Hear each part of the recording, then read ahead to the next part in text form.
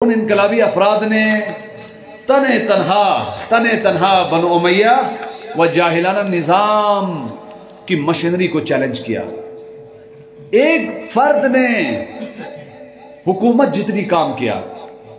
آج میں کچھ عرائض جناب اباذر غفاری کی شخصیت کے حوالے سے عرض کرنا چاہوں گا۔ عرض کیا نا رسول اکرم نے انقلابی فکر دی اور انقلابی افراد بنائے۔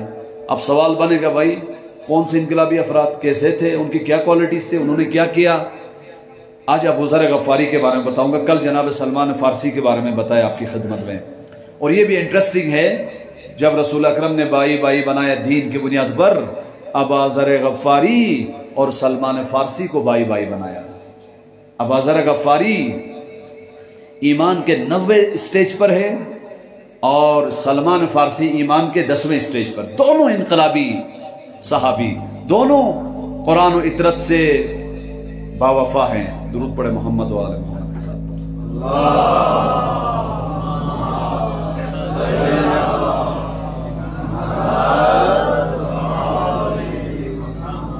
جناب ابوذر غفاری و سلمان فارسی سے یہ درس ملتا ہے جوان، اپنی دوستیوں کی اصلاح کرو۔ ابوذر غفاری و سلمان فارسی کو اتنا بڑا مقام ملا ہے، دوستیاں سالم کی اپنی۔ حضرت نوح نبی ہیں، نوح کا بیٹا گمراہی کی راہ میں گیا، کیوں؟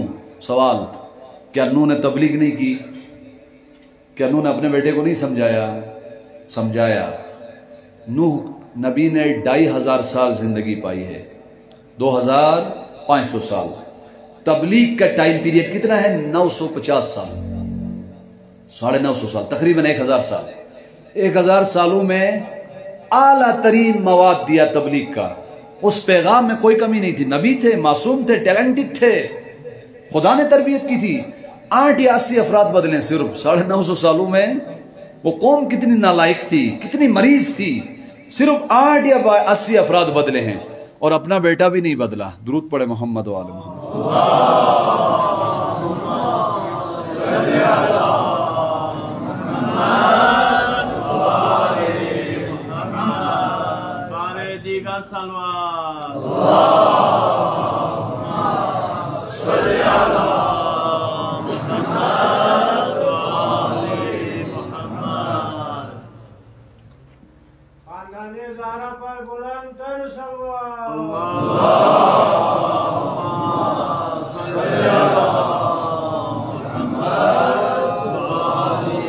بس حضرت ابوذر غفاری و سلمان فارسی سے ایک درس ملتا ہے، اپنی دوستیوں کو پاک کرے۔ پیغمبر نوح نبی کا بیٹا بھی دوستی صحیح نہیں کرے گا، گمراہی کی راہ چلے جائے گا۔ نوح نبی کا بیٹا باپ کی راہ پر کیوں نہیں چلا؟ سوال، کہا جاتا ہے نوح نبی کے بیٹے کا دوست برا تھا، گمراہ تھا، اس دوست نے نوح نبی کے بیٹے کو جہنمی بنایا۔ دوستیوں کی اصلاح کریں، انقلابی فکری جوانوں کو اپنے دوست بناؤ، دیکھیں پھر اس کی برکات کیا آتی ہے آپ کی زندگی کے اندر، کیا تبدیلیاں آتی ہے۔ جناب ابوذر غفاری، ان کی ایک اہم کوالٹی کیا تھی؟ جب انہیں پتہ لگا، فطرت پاک رکھی انہوں نے، ابھی اسلام قبول نہیں کیا، لیکن اس وقت بھی جب اسلام قبول نہیں کیا، فطرت پاک ہونے کی وجہ سے بت پرستی و شرک پرستی کو قبول نہیں کرتا تھا، نفرت کرتے تھے۔ کیوں؟ بت پرستی کے ذریعے سے کچھ لوگ بتوں کے ذریعے سے کماتے تھے، ابوذر کو قبول نہیں تھا، چیلنج کرتے تھے، پوری سوسائٹی بتوں کی پوجا کرتی تھی۔ اتنے میں ابوذر غفاری، ان کا خاندان دیہاتی علاقے کے تھے، بکریاں چراتے تھے، خود چرواہا تھا ابوذر غفاری، اور اس راستے سے گزرنے والے افراد کو، کاروانوں کو سیکیورٹی و پروٹیکشن فراہم کرتے تھے ان کا خاندان۔ تو بہت سارے لوگوں کے حالات کی آگاہی ہوتی تھی، بہت سارے لوگ، جیسے یہ ڈرائیور حضرات پنڈی اسلام آباد جاتے ہیں تو بہت سارے لوگوں سے ملاقات ہوتی ہے، اچھے برے سب کی خبر ان کو ہوتی ہے۔ اس طرح کی حالت تھی۔ ابوذر کو پتہ لگا ہے، ابوذر غفاری، یہ جو آپ بت پرستی کے مقابلے میں ہو، آپ کی طرح کی باتیں کرنے والا ایک شخص آیا ہے، محمد نام ہے، مکے میں ہے، یتیم ہے، بت پرستی کو قبول نہیں کرتے، ایک خدا کی بات کرتے ہیں، اور بڑے بڑے جاگیردار ان کے مخالف ہیں، چھوٹے چھوٹے جوان کچھ ان کے ساتھ ہیں، جناب ابو طالب ان کے ساتھ ہیں، علی مرتضیٰ ان کے ساتھ ہیں۔ ابو ذر نے اپنے بھائی انیس को भेजा, भाई बताओ देखो पता करो। अबाजर का भाई आया मक्के में, रसूल अकरम का पैगाम सुना, मुतासिर हुआ, कहा अबाजर बिल्कुल आपकी बातें करता है नबी। तो अब अबाजर इस पे इक्तिफा नहीं करते कि नबी आए हैं और उनकी बातें हैं, खुद भी गए मिलने। और अबाजर गए, जाने के बाद सबसे पहले मुलाकात अमीरुल मोमिनीन से हुई। अमीरुल मोमिनीन ने 1 या 2 दिन अपने पास मेहमान रखा। जिस से भी अबू ज़र ने पूछा मुझे मोहम्मद से मिलाओ, मोहम्मद से मिलाओ, डर गए, कहा उससे नहीं मिलो, वो आपको खराब करेगा, आपकी ब्रेन वॉशिंग करेगा, वो मोहम्मद अजीब व गरीब किस्म की बातें करते हैं, माज़अल्लाह माज़अल्लाह। दुरुस्त एड्रेस पे आया, अमीरुल मोमिनीन से मिला, बताओ क्या मुश्किल है, कहा मोहम्मद से मिलना है। हैदर कर्रार ने उसका हाथ पकड़कर रसूल अकरम के पास लेकर गया और थोड़ी सी मुलाकात में रसूल अकरम की तब्दीली, तगयीर, इनकलाब के पैगाम को अबू ज़र ने अपनी सालिम फितरत के नतीजे में कबूल किया। रसूल ने फरमाया अबा ज़र अभी अपने ईमान की इजहार न करना, लोग पत्थर मारेंगे, अपना ख्याल रखना। अबा ज़र ने कहा रसूल अल्लाह आपका पैगाम मुझे मिल गया, अब किस चीज को बचाना है, किस चीज को खत्म करना है, ये मैंने सीख लिया। मक्के में आया, पत्थर के ऊपर चढ़ा, जो रसूल अकरम की कैंप में सीखा था, जो दर्स सीखा था, उस दर्स की तबलीग की। पत्थर पे चढ़ के, परदेसी इलाके का शख्स है, ये ऐसे है बल्तिस्तान के एक जवान जाए चिलास में, जाके वहां तशय्यो की तबलीगात बयान करे। कितनी शुजाअत चाहिए, कितनी शुजाअत चाहिए, अक्ल और मंतिक के जरिए से। अबा ज़र पत्थर के ऊपर चढ़ा, चढ़ के मक्के का नहीं था अबा ज़र, रसूल से मिलने आया, पैगाम मिला, कहा है लोगो जिन बुतों की आप पूजा करते हो, ये बुत आपके अपने बनाए हुए हाथ के नताइज हैं, ये आपकी मखलूक हैं, न ये आपका खालिक व मालिक, ये आपको रिज़्क नहीं दे सकते, ये अपने दिफा में, हिफाजत में आपके मोहताज हैं। मोहम्मद रसूल अकरम जिस खुदा की दावत दे रहे हैं, मैं उस पैगाम का मुबल्लिग हूं, आ जाओ रसूल के इनकलाब का हिस्सा बनो। नतीजे में क्या मिला, फीसे, शाबाश, वाह वाह, ना, सब ने पत्थर मारा। और इतने पत्थर अबू ज़र को पत्थरों के अंदर दफनाया गया, लहूलहान। रसूल अकरम के चचा है जनाब अब्बास, उन्होंने अबू ज़र को बचाकर पत्थरों से निकाला। बस अबू ज़र ने कहा मुझे पैगाम मिल गया, अब मैं इस पैगाम का मुदाफ़िर रहूंगा, अब कोई मसला हल नहीं। एक और क्वालिटी अबू ज़र की, पहली क्वालिटी तब्दीली का जो मौका खुदा ने उन्हें दिया रसूल अकरम की तालीमात को कबूल करके, उस टर्निंग पॉइंट पर बहाने नहीं किए। तब्दीली के इमाम, तब्दीली के रहबर के मैसेज को पढ़ा, रिसीव किया, अपने अंदर तब्दीली ईजाद किया। ये टर्निंग पॉइंट है जनाब अबू ज़र व जनाब सलमान फारसी की जिंदगी का। जवानान अगर चाहते हैं बड़े मकामात हासिल हो जाएं, अगर चाहते हैं इमाम ज़मन के लश्कर के सरदारों में से हो जाएं, वो आलिम, वो मुबल्लिग, वो किताब, वो रहबर मिस्ल इमाम ख़ुमैनी जैसा तब्दीली का इमाम आपको नसीब हो जाए और वो आपको पैगाम दे, उस तब्दीली के पैगाम को अपनी जिंदगी का टर्निंग पॉइंट शुमार करके उस पैगाम को लब्बैक कहो। अबू ज़र व सलमान की तरह आपकी जिंदगी में जमीन से आसमान तक का तब्दीली आएगी, इर्तिका आएगा। ये क्वालिटी थी जनाब अबू ज़र व सलमान फारसी की। दूसरी क्वालिटी जनाब सलमान अबू ज़र गफ्फारी की, जब इस्लामी पैगाम मिला, उस पैगाम को किसी से घबराए बगैर, सराहत के साथ, शुजाअत के साथ बयान किया, घबराए बगैर, किसी की शाबाश के भी मुंतजिर नहीं रहे। तीसरी चीज जनाब अबू ज़र गफ्फारी की ये थी, जो वाज़े पैगाम है, जो अबू ज़र गफ्फारी के अंदर जो अहम क्वालिटी है जिसने इनके मकाम को बुलंद किया है, अहलुल बैत विलायत अमीरुल मोमिनीन के वफादार थे। सख्त तरीन हालात में बड़े बड़े अफराद मसलहत पसंदी के शिकार हुए, खामोश हो गए। रसूल अकरम की रहलत के बाद अली का हक गस्ब किया गया। बहुत सारे लोगों ने मन कुन्तु मौला फहाज़ अली मौला उस मेंबर में देखा था, लेकिन उसकी गवाही नहीं दे सके। صرف 12 افراد نے علی کا دفاع کیا. ان 12 افراد میں ٹاپ آف دا لسٹ ابو ذر غفاری تھے. آج بھی آسان ہے من کنت مولا کا ترانہ پڑھنا آسان ہے, من کنت مولا کی منقبت پڑھنا آسان ہے. من کنت مولا کے مطابق زندگی گزارو, من کنتم مولا کے مطابق دوستی اپناؤ, من کنتم مولا فہذا علی مولا کے مطابق اپنی زندگی کے طرز میں تبدیلی لاؤ, اپنی اکانومی میں تبدیلی لاؤ, اپنے سیاسی موقف میں تبدیلی لاؤ, اور اپنے زمانے کے امام خامنائی کے پیروکار بن کے دکھاؤ. یہ چیلنج ہے. اس میدان میں صرف ابو ذر غفاری جیسے چند افراد نظر آتے ہیں. من کنتم مولا پڑھ کے صرف شہرت حاصل نہ کرو, من کنتم مولا پڑھ کر درس انقلاب لو, درس زندگی لو, اور ملتوں کو امامت کی طرف دعوت دو. یہ چیلنج ہے. ابو ذر نے اس چیلنج کو قبول کیا اور علی کے در پر حملہ کیا گیا. علی کے دفاع میں جو 12 افراد تھے ان میں سے ایک سلمان فارسی اور ایک ابو ذر غفاری تھے.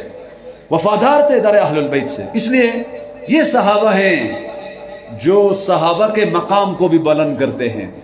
ابو ذر غفاری صحابہ کا بھی فخر ہیں, صحابہ کا بھی امتیاز ہے, جس نے رسول اکرم کے عشق و اطاعت کا امتحان بھی پاس کیا.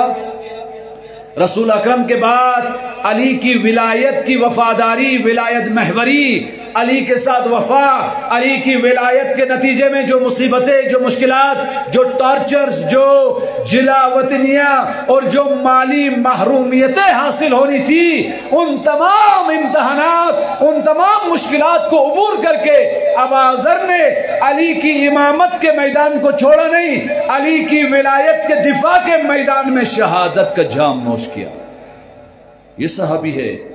فخر صحابہ ابو ذر غفاری ہیں جو رسول اکرم کے صحابہ بھی تھے, اور اتنا مقام بلند ہوا ابو ذر غفاری کا اس سیاسی موقف کی وجہ سے, اہل البیت کے وفاداری کی وجہ سے. رسول اکرم نے فرمایا 4 افراد کی منتظر جنت ہے. توجہ کیجئے گا, ہم سب جنت کے منتظر ہیں, ہم سب کی آرزو ہے نجات کی راہ پائیں, عاقبت بخیر ہو ہماری, اور ہم جنت پہ اپنا مقام پالیں.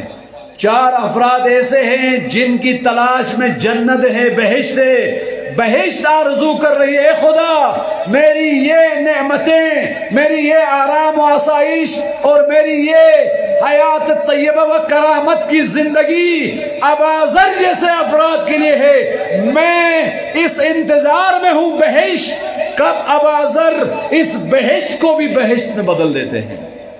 محمد وآل محمد صلوات.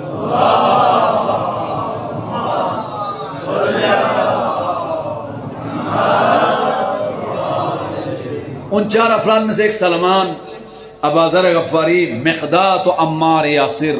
یہ وہ 4 افراد ہیں ولایت کی وجہ سے, امیر المؤمنین جیسے امام کے ساتھ وفا کی وجہ سے جنت ان کی منتظر ہے.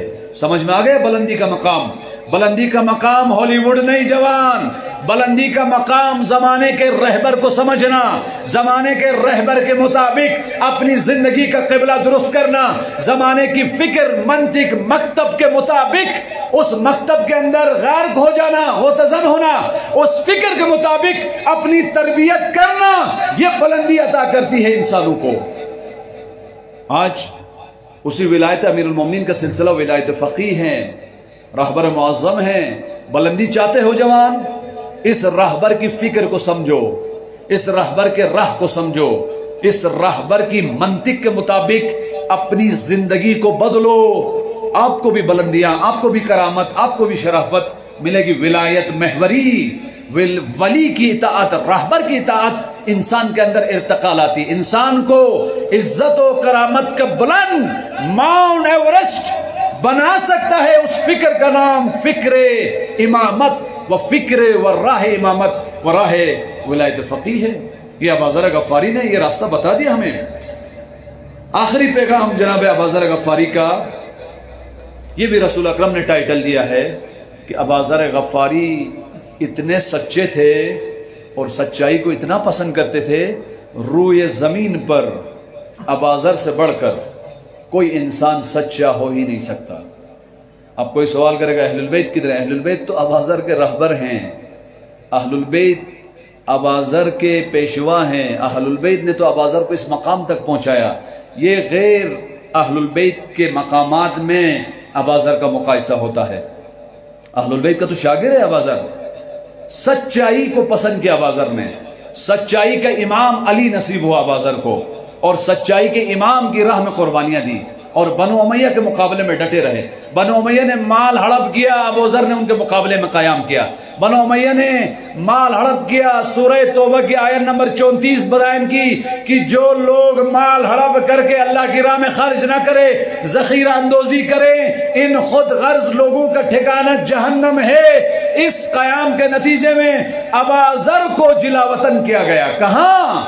شام میں بھیجا گیا تاکہ امیر شام ابا ذر کو کنٹرول کرے، اور ابا ذر لبنان، شام آج کا لبنان، وہاں گیا، وہاں قوم بھی الگ، رنگت بھی الگ، غریب تھے، فقیر تھے، پردیسی تھے، کوئی نہیں جانتا تھا، اس لیے کہ ابا ذر کے موقف کو، انقلابی موقف کو چھینا جائے، ڈرایا جائے۔ ابا ذر کو جلا وطن کیا، جلا وطن کر کے جہاں جہاں ابا ذر گیا وہاں دین کی تبلیغ کی، اور جبل آمل ایک شہر ہے لبنان کا جہاں سے حزب اللہ لبنان، حسن نصر اللہ اور طول تاریخ کے شیعہ علماء فقہا نکلے ہیں، جبل آمل کو بنو امیہ کی غلامی سے آزاد کر کے اہل البیت کے عشق سے جس شخصیت نے بدلہ برا، اس شخصیت کا نام ابا ذر غفاری ہے۔ حزب اللہ لبنان، محمد صلوات،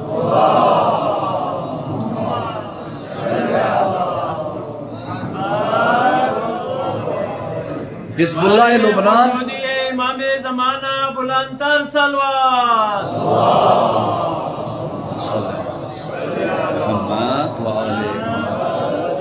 حزب اللہ لبنان کی بنیادوں میں ابا ذر غفاری کی قربانیاں ہیں۔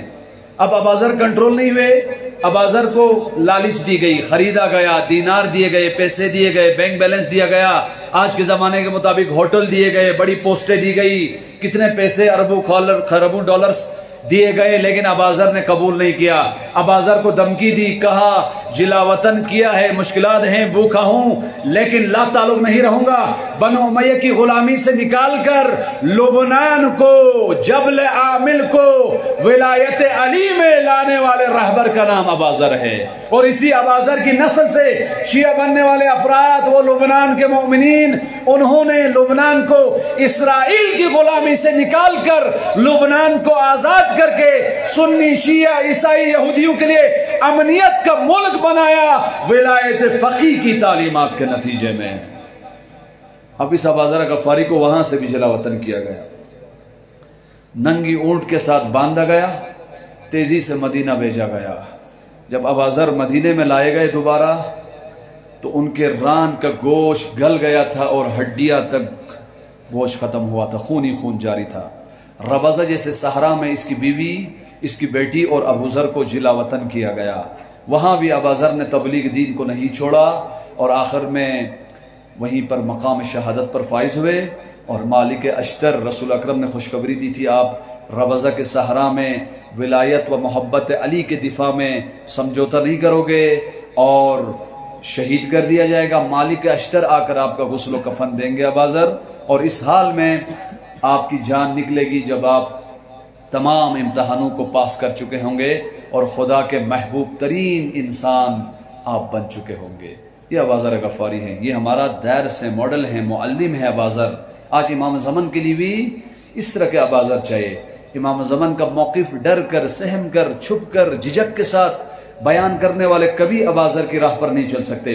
جب آپ کو حق کا پیغام مل گیا، عزت کے ساتھ، احترام کے ساتھ، نہ جذبات کے ساتھ، عقلانیت کے ساتھ پیش کرو، کسی کے احساسات کو ٹھیس پہنچائے بغیر منطقی، جاذبانہ، ہنر کی زبان کو استعمال کر کے جوان فکر راہ ولایت کو پیش کریں، ابا ذر جیسی توفیقات آپ کو ملیں گی، البتہ ابا ذر جیسی استقامت بھی اللہ ہمیں عطا کرے۔ امام زمن کو ہر شہر میں، ہر گھر میں، ہر ادارے میں، ہر کالج میں، ہر یونیورسٹی میں ابا ذر کی روح کے حامل شیعہ جوان، خاتون، لڑکا، لڑکی چاہیے، تاکہ دین کا علم پوری دنیا پر تک بلند ہو سکے۔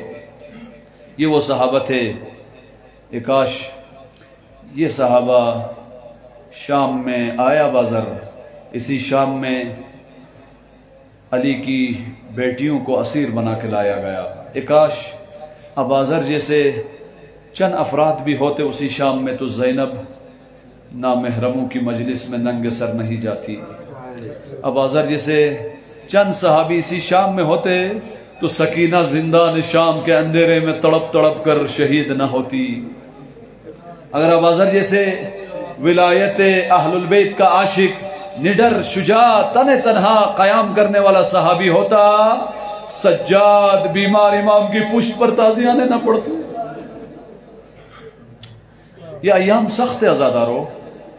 آج زینب کبریٰ اور سکینہ زندہ